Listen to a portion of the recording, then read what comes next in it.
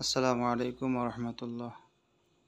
সম্মানিত দিনী ভাই বোনেরা, যেই বাড়িতে বর্তমানে আসছি এই বাড়ি থেকে প্রায় দেড় বছর আগে চিকিৎসা করছিলাম। এই বাড়ি থেকে টাকা নিয়ে যাইত। এই যে দেখেন, ওর যে ডয়ারটা তালা মারা, এই ডয়ারে টাকা রেখে তালা মেরে চাবি সাথে রাখতো।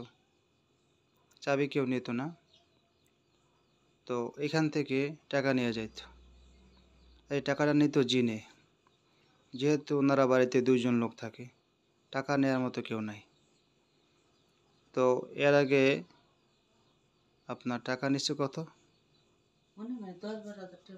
এর আগে 10-12 হাজার টাকার মতো নিচ্ছে। 1.5 বছর আগে আমরা চিকিৎসা করছিলাম। তো টাকা রাখে একসাথে 10,000, সেখান থেকে 500 বা 1,000 নাই। টাকা রাখে 50,000, সেখান থেকে 2,000 টাকা নাই। এরকম তো নিছে। এরকম তো মোটামুটি আপনার প্রায় 10 থেকে 15 হাজার টাকা নিয়েছে। এরপরে আমার সাথে যোগাযোগ করলো, পরে আমি চিকিৎসা করলাম। তো জিন পাইলাম অনেকগুলো, চালান জিন। এটা সত্যতা করে কেউ লাগাই দিয়েছে, আর ওই জিনগুলো এসে এসে টাকা নিয়ে যাইতো। তো আলহামদুলিল্লাহ আমরা 1.5 বছর আগে চিকিৎসা করেছি। চিকিৎসা করার পরে এ পর্যন্ত টাকা নেয় নাই, তাই না? এ পর্যন্ত টাকা নেয় নাই। তো এখন আবার শুরু করছে 1.5 বছর পরে। আবার এই গত 2 দিন আগে নাকি 2,000 টাকা, 2,000 টাকা না, 2,000 টাকা নিছে একবার, 2500 টাকা নিছে একবার। আবার নতুন করে জিন চালান করছে, এ কারণে আবার এই টাকা নেওয়া শুরু করছে। তো আলহামদুলিল্লাহ আমরা আজকে চিকিৎসা শুরু করেছি।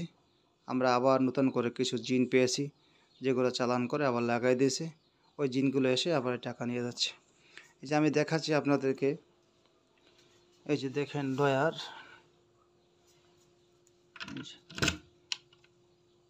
ডয়ারটা আমি খুলতেছি। বিসমিল্লাহ। এই ডয়ারের দেখেন, এই যে ব্যাগ আছে, এই ডিব্বার মধ্যে টাকা থাকে না, ডয়ারের মধ্যে এই যে ডিব্বা আছে, এটা খুললেন তো ডিব্বাটা।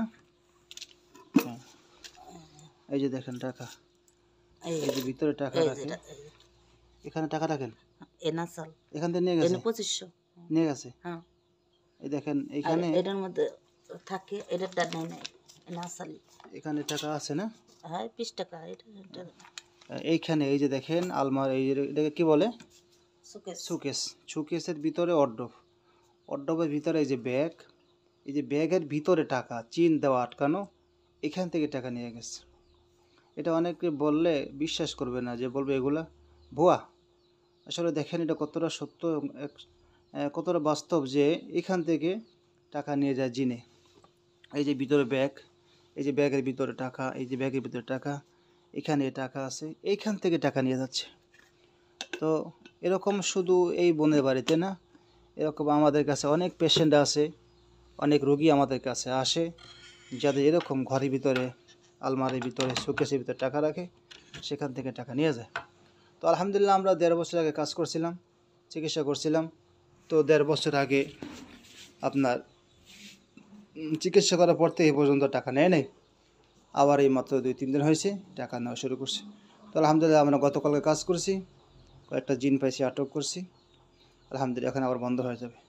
তাহলে দেখেন, শত্রুতা করে এতদিন জিন চালান করে না, এতদিন টাকা নেয় নাই, এখন নতুন করে আবার শত্রুতা করে জিন চালান করতেছে, আবার ওই জিনগুলো এসে টাকা নিচ্ছে। তো দোয়া করবেন আপনারা সকলেই, আল্লাহ তাআলা যেন এই বোনটাকে,